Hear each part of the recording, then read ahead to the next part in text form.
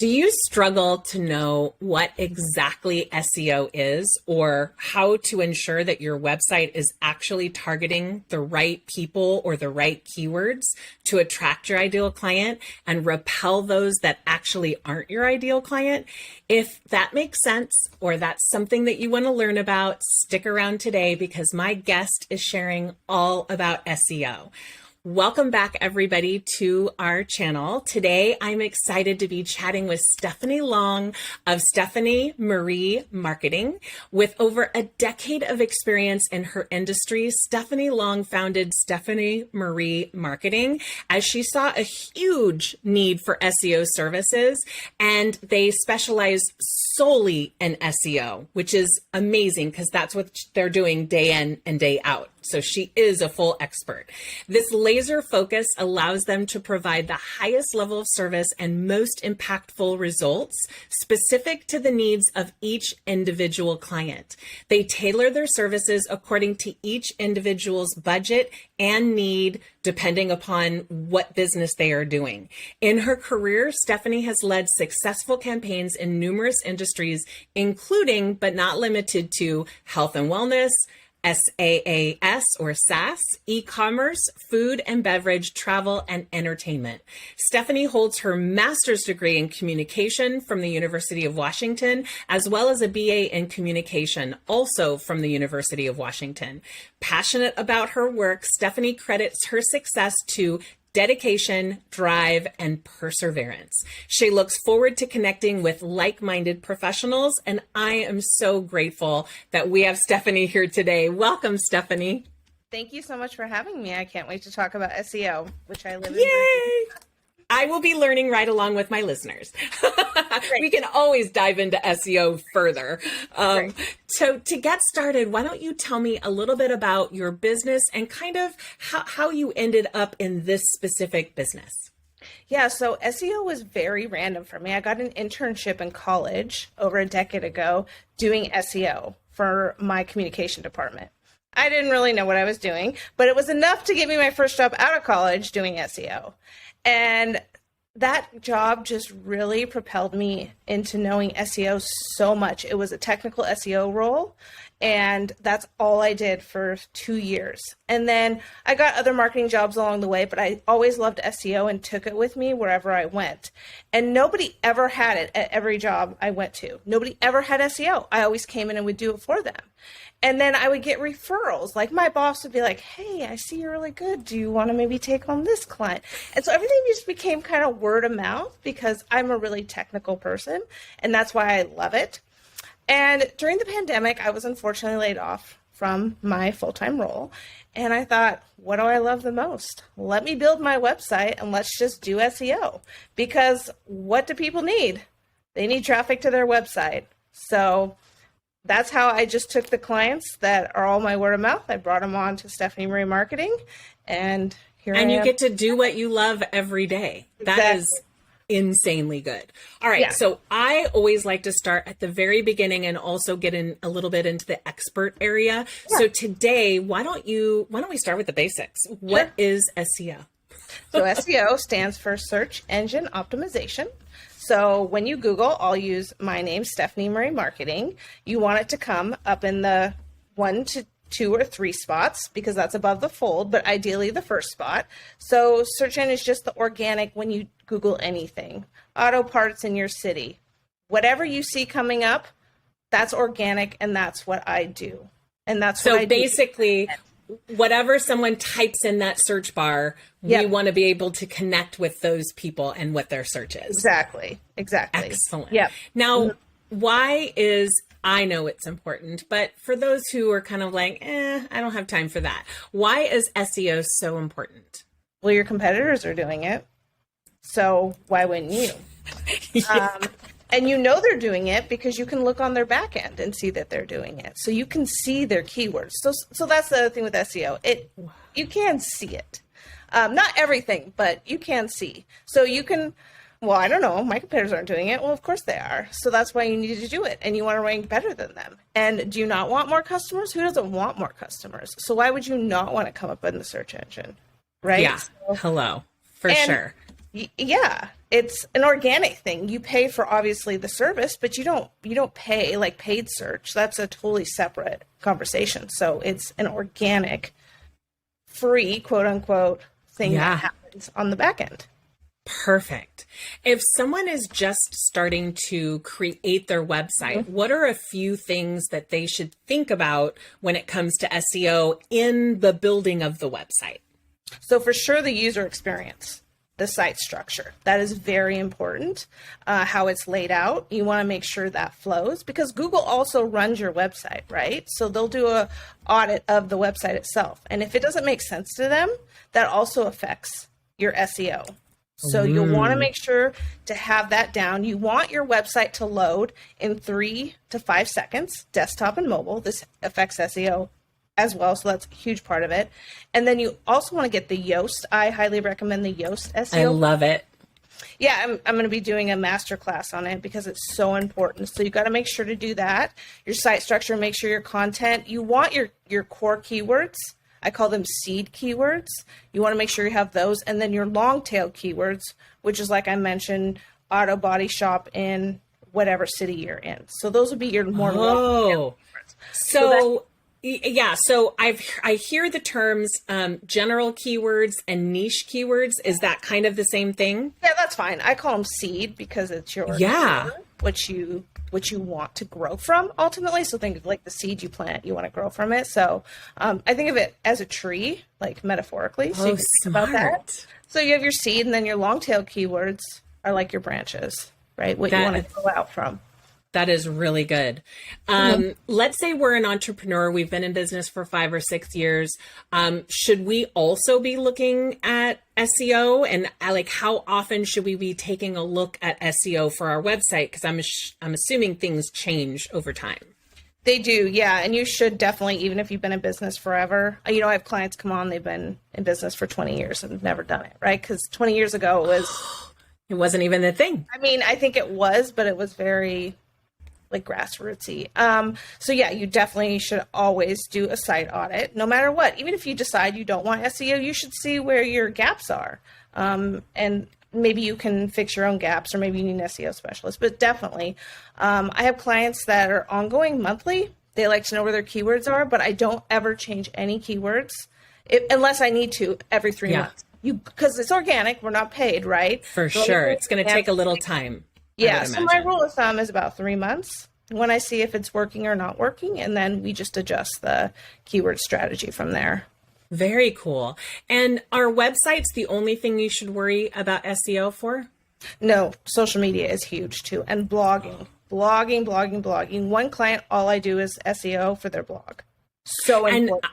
And I would assume like even podcasts, YouTube, courses, if you're not focusing on the metadata and using search engine optimization or keywords, I imagine, again, you may not be getting found. I did that the other day. I have a membership, and I found a metadata section that I hadn't even looked at, and it had like no information in there. And the second I made the change, like about a month to 2 months later, suddenly I'm getting more traffic, and I have to assume that was SEO, right? Exactly. And even your Twitter bio, your Facebook bio, put in the hashtags. It needs to be so succinct. You have to make sure you're talking to the person you want to talk to. And just like in your blogging, your content, you've got to make sure you're catching them within the first like 5 seconds. And so good. You really need to make sure that's part of your content strategy, because they're not going to keep reading if you haven't caught them. And then that's going to cause bounce rates. And you do not want bounce. Yes. What are some mistakes that you see that are often made when it comes to SEO? Like someone comes to you for an audit. What are some mistakes that you consistently see on a lot of pages? I see. So the first sentence of whatever that page is the title. So the title, when you hover over, if I can explain that, the title tag, you just hover over that little tab. That's the title. Google doesn't want to go beyond 70 characters. So beyond 70 characters, you're going to cut off. And your first sentence, how do you even know if your keywords are in that? So somebody usually takes their first sentence and puts it in the whole entire title. So I see that a lot. So smart. Okay. I don't see internal linking. You really need to internally link. If you write a whole entire Explain to us what internal linking is, because we hear that term a lot, but some people don't understand. So I'll use my client that does the blogging, for example. They'll write a whole blog, and you need to link internally to other blog posts, your services. And at the end, always have a call to action. Maybe it's just contact us. Maybe it's schedule a demo. Maybe it's sign up for this webinar. Make sure you never have a customer leave your website intentionally. And when I say that, I mean there's external links you need, right? But don't always open that tab or that link in a new tab, because you don't want to ever take them off their website. Because if they're already gone and they don't hit the back button or know how to hit the back button, I don't know, you've lost them. So if it's up in a new tab, you haven't lost them. They can just go back to your website and reference. Oh my gosh, that's so good. Yeah. What are some other things that people should think about when it comes to SEO on their website specifically? People forget to optimize their images. That is huge. You can still... And be specific. When you say optimize, what should we do to the images? Because I'm also a wedding photographer, and I know that large images can really mess up a website. Yes. So I use Screaming Frog for that. Screaming space frog. It shows you which images need to be compressed and are either slowing down your website or causing breakage or anything. So whenever I do an audit, that's one of the first things I do is make sure that images are intact and good. There's a free version. There's paid versions, obviously. Of course. I use the free version. It's totally fine. So with that, I can let you know which images you need to fix, remove, etc. Then optimizing whatever keyword you have chosen for that website. So in the keyword you choose, for that page should always be a long tail keyword. So never just a seed keyword, right? So let's say it's GMC. What website are you going to go to if you Google GMC? GMC's actual General Motors. You're never going to get that dealer, right? So you need to make sure you have a long tail keyword that's very specific for every page. So whatever that keyword is, you want to optimize that image and make sure it relates to that page. So you would put that keyword in the image alt tag.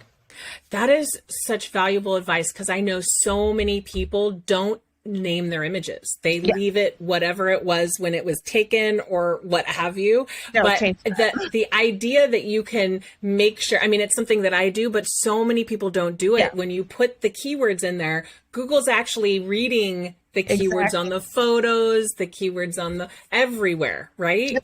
You can be searched or found by your image. So do not forget those. And they're very often overlooked. That is so smart. So, and you're saying long tail keywords. So like if there's an image of me that I have on my website, I would probably want to put like Jen Vasquez, Pinterest marketing strategist. And if I was a local based business, maybe the city and state, so that it's also searchable on the city and state, I would imagine. Exactly. And I don't like to go over 5. Okay. Too convoluted. I'd really like to stay in 4, but if you cannot get away with 4 and you need to add that 5th one, it's okay. And I do that. But so 3 to 4 is long tail. So anything that's 1 to 2 is your seed. Long tail is anything 3 or more, which we like to stick 3 or 4. That's smart. Okay, I've never heard that before. So this is really exciting advice. So you mentioned Screaming Frog. What are a couple other things that have helped you in your business when it comes to SEO? Could be tools, could be advice, whatever. So I use HubSpot, which I love. That is a really robust tool. I highly recommend getting that for all your CMS needs. And what does that do? HubSpot? So dive a little deeper. What would HubSpot be for? Yeah, you can actually build your website there. You can post your social media there, email marketing, reporting. I mean, it's everything. I do their free trial because I'm not a large business anymore. Yeah. So, but when I've been at large businesses, I've used the whole suite. So I use Moz mostly. That's what I love, Moz. You've heard of that. That's just MOS? MOZ, sorry. MOZ. And what does that do? Moz, it's just a SEO tool. It started in Seattle, where I'm from, and my manager was really good friends with the founder of it. So that's how, back in the day, my first SEO job, we got started on it because they were friends. So it's a Seattle-based company that just really focuses on SEO. I mean, there's other factors to it. Yeah, no. I've already learned multiple things and I thought I had SEO down. So this is great content. So for anybody out there that's hearing this advice and listening to this podcast today, and they think, oh, I really want help, but I don't have time. Like, what services do you offer for anyone watching or listening? So I offer one-time services. Maybe I do an audit for you and I tell you what needs to be done. You have me implement that. Great. I offer ongoing maintenance. I offer every 3 months maintenance, like I mentioned. If you want to be an ongoing customer, I recommend at least once every 3 months you touch base with me so we can go over the keywords. I'll do your whole website. I'll do just your social media, just your blog, you name it, with SEO. And I can find a package that, fits your needs and budget. That is perfection. Yeah. Okay, so I have a gift. Not me, actually. Stephanie has a gift for you today, which I really love being able to share these free gifts with my guests that come on here to give them to us. She is actually offering a free website audit. Free website audit. That's insane and so generous. I want to make sure that you guys definitely take advantage of that. So where's the place that they should, of course, I'm going to be including all of these in the show notes, but where's a place that they could go to ask for this profile audit? What's a place that you want them to contact you at? Sure. I have the contact me or the book a consultation at the top. Either one is totally fine. Just mention that you heard this on the show so I know that you're getting the free audit. Perfect. I will reach right out to you. That's awesome. I will definitely have that information down below. Thank you so much for your valuable advice and your time today, because I know time is money and we really appreciate that. What's the, besides your website, do you have an Instagram that you want to throw out there so people can contact you there? It's just at Stephanie Marie Marketing. Perfect. Super easy. But again, I will have all this in the show notes. Okay. Now, I always tell my guests at the end, so you'll be bored if you've already heard this before on my show, but I really believe that when you listen to a podcast or you watch a YouTube video, that you should at least take one thing and make it a to-do on your calendar, because you can get educated all day long, but if you're not taking action in your business, then you're not really growing your business. So your action or your tip today is to take advantage of Stephanie's offer of free website audit.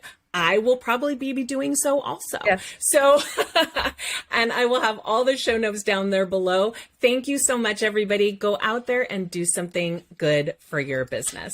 Thanks. Thank you.